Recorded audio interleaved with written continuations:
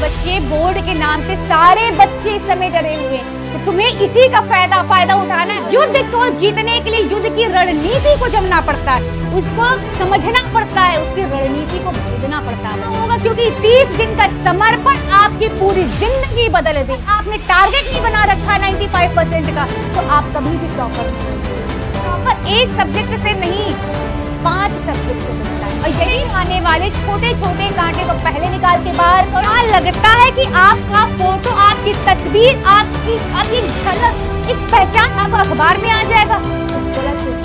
क्या आप तैयार हो अपने अग्नि परीक्षा को देने के लिए? क्या आप तैयार हो अपने आप को अखबार के पन्नों में देखने के लिए? अगर हाँ तो हो जाओ तैयार, क्योंकि ये 30 दिन का महामुकाबला जो कि आपको खुद लड़ना होगा, क्योंकि 30 दिन का समर्पण आपकी पूरी जिंदगी बदल देगी। सबसे पहले बच्चे 30 दिन का चैलेंज है तुम्हारे पास।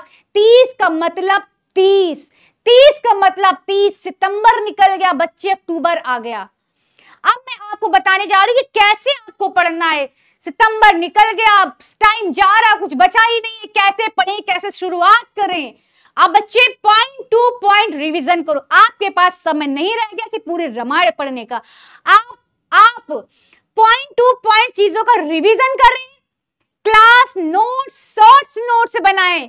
बच्चे क्लास को अच्छी तरीके से पढ़े, क्लास के शॉर्ट नोट्स को बनाए, मतलब पढ़ी हुई चीजों का भी शॉर्ट नोट्स बनाए, क्योंकि यही शॉर्ट नोट आपको कम समय में रिवीजन दिलाने में सहायता प्रदान करेगी।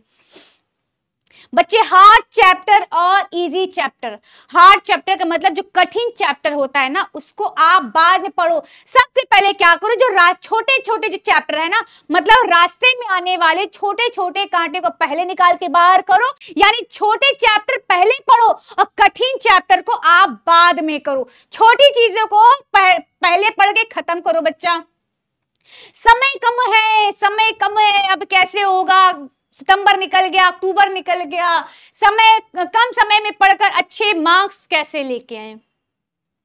सबसे पहले बच्चे प्रीवियस ईयर के पेपर का प्रैक्टिस करें। पहले कैसे पेपर आया, कैसा एग्जाम आया, उसका पहले भरपूर तरीके से आप प्रैक्टिस करें। कुछ क्वेश्चन तो बच्चे ऐसे होते हैं कि जिसका उत्तर तो वही होता है, लेकिन एग्जामिनर क्वेश्चन घुमा देता है। उत्तर वही रहता है, लेकिन एग्जामिनर क्वेश्चन घुमा घुमा के आपसे पूछेगा, तो कंफ्यूज नहीं होना। क्वेश्चन को पहले आप पढ़ो, समझो वो क्या कह रहा, फिर आप डिसीजन करो कि क्या करना है, कैसे लिखना। डरना नहीं है आपको बच्चा। कॉपी लिखने की प्रैक्टिस अभी से करो बच्चे, क्योंकि एग्जाम में हमें समय बहुत कम मिलता है। अभी से हमें अपनी स्पीड को बढ़ाना है, अपनी हैंडराइटिंग को देखना, और सबसे पहले हेडिंग को याद करो। हेडिंग याद करो, अंदर तो आप अगर कुछ अपने से बना कर भी लिख सकते हो, कोई दिक्कत नहीं है। हेडिंग याद करो बच्चे। अपने निर्धारित समय के अंतराल में कॉपी में उत्तर कैसे लिखें सीखना पड़ेगा बच्चे। क्या करते हैं, कैसे बनते हैं टॉपर्स, आप भी बन सकते हो। जब हम टॉपर से मिलते हैं तब पता चला कि उनका टाइम टेबल अलग है, वो अलग ही दुनिया में है, दोस्तों और रिश्तेदारों से एकदम दूर, ना घूमना फिरना, सब कुछ बंद। वो क्या करते हैं, तो सबसे पहले सिलेबस जानते हैं। आपको भी करना है, सबसे पहले सिलेबस जानना है। हर विषय में कितने चैप्टर हैं, कितने टॉपिक, आप उनको समझो, पूरी प्लानिंग करो। कुछ बच्चे तो ऐसे हैं कि मैथ, साइंस और इंग्लिश में तो कमजोर होते हैं, लेकिन वो हिंदी और एसएसटी में तेज होते हैं। और वही बच्चे भूल जाते हैं कि टॉपर एक सब्जेक्ट से नहीं 5 सब्जेक्ट से बनता है, और यही 5 सब्जेक्ट में आप मजबूती बना लोगे तो आप ही एग्जाम में झंडा गाड़ के आओगे बच्चे। एग्जाम के 24 घंटे पहले क्या करें? सबसे पहले उस दिन आपको टेंशन नहीं लेना है। सुबह आपको जल्दी उठना है, थोड़ा टहलना है, लेकिन उस दिन कुछ नया नहीं पढ़ना है। प्यारे बच्चे, उस दिन कुछ नया मत पढ़ना, पढ़ी हुई चीज का रिवीजन करना है आपको, पढ़ी चीज का रिवीजन करना, वरना सारी चीजें भूल जाओगे। दूसरी चीज बच्चे, बोर्ड के नाम पे सारे बच्चे इस समय डरे हुए हैं, तो तुम्हें इसी का फायदा उठाना है, और जो डरे हुए हैं ना उनको रौंद के आपको बाहर निकलना है।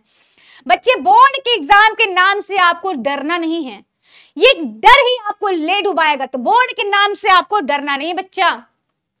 दूसरी चीज, सेट योर गोल।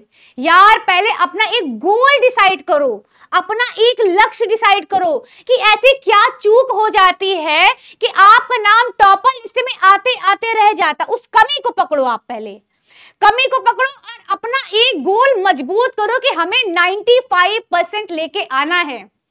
जब आपका गोल मजबूत होगा तभी आप 95% लेके आ पाओगे। क्यों?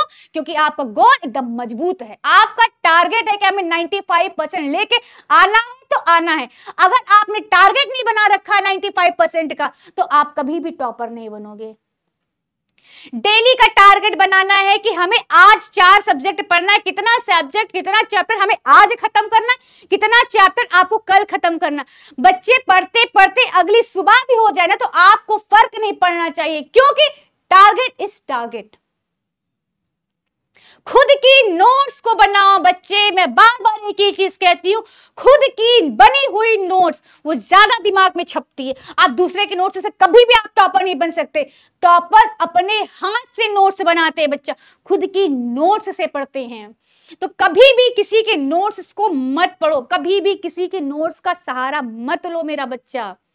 दूसरी चीज, क्या लगता है चंद पन्नों को पढ़ के टॉपर बन जाओगे?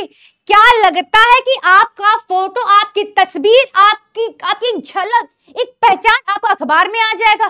तो गलत सोच रहे बच्चा। इतिहास को बदलने के लिए पहले इतिहास को पढ़ना पड़ता है, यानी युद्ध को जीतने के लिए युद्ध की रणनीति को जमना पड़ता है, उसको समझना पड़ता है, उसकी रणनीति को भेदना पड़ता है बच्चे। अब मैं आपको बताने जा रही हूं, क्या तलवार की ताकत हो या कलम की ताकत दिखाने, उसके तो कुछ नियम होते और वो नियम है ये है बच्चे नियम। सबसे पहले अंतिम दिनों तक की स्टडी देखो, लास्ट तक हमें क्या करना है कि 3 साल पहले का प्रीवियस ईयर का क्वेश्चन उठाओ, सेल्फ स्टडी करो। जब तक आप खुद नहीं पढ़ोगे तो आप टॉपर कभी नहीं बन पाओगे। आप चाहे स्कूल जाओ, कोचिंग जाओ, डजंट मैटर, जब तक आप खुद नहीं पढ़ोगे आप टॉपर नहीं बन सकते। इजी चैप्टर पहले पढ़ के खत्म करो, सभी ऑब्जेक्टिव को जरूर देखो, सारे ऑब्जेक्टिव प्रश्न को जरूर देखो। दूसरी चीज, हेडिंग को अच्छे से तैयार करो। बच्चे होता क्या है, एग्जाम का समय कम होता है, हमें उस समय क्या करना चाहिए, सबसे पहले इतनी अच्छी से हेडिंग याद करो, कहीं आप लिख लो उस चैप्टर की ये हेडिंग है, हेडिंग को इतने अच्छे से कर लो कि हेडिंग से हम पता कर ले कि उसके अंदर क्या मैटर है। हेडिंग को बच्चे अच्छे से याद करो, फॉर्मूला याद करो, इंपॉर्टेंट नोट्स बनाओ, प्रीवियस ईयर क्वेश्चन निकालो, इंपॉर्टेंट क्वेश्चन निकालो। बच्चे यही फॉर्मूला, यही गुरु मंत्र है जो मैं आज आपको दे रही हूं और इसी के सहारे टॉपर बनते हैं बच्चे। अब है तुम्हारी असली परीक्षा, तुम्हारे मेहनत की, तुम्हारे समर्पण का। इंतजार रहेगा तुम्हारे अच्छे परिणाम का। तब तक के लिए धन्यवाद।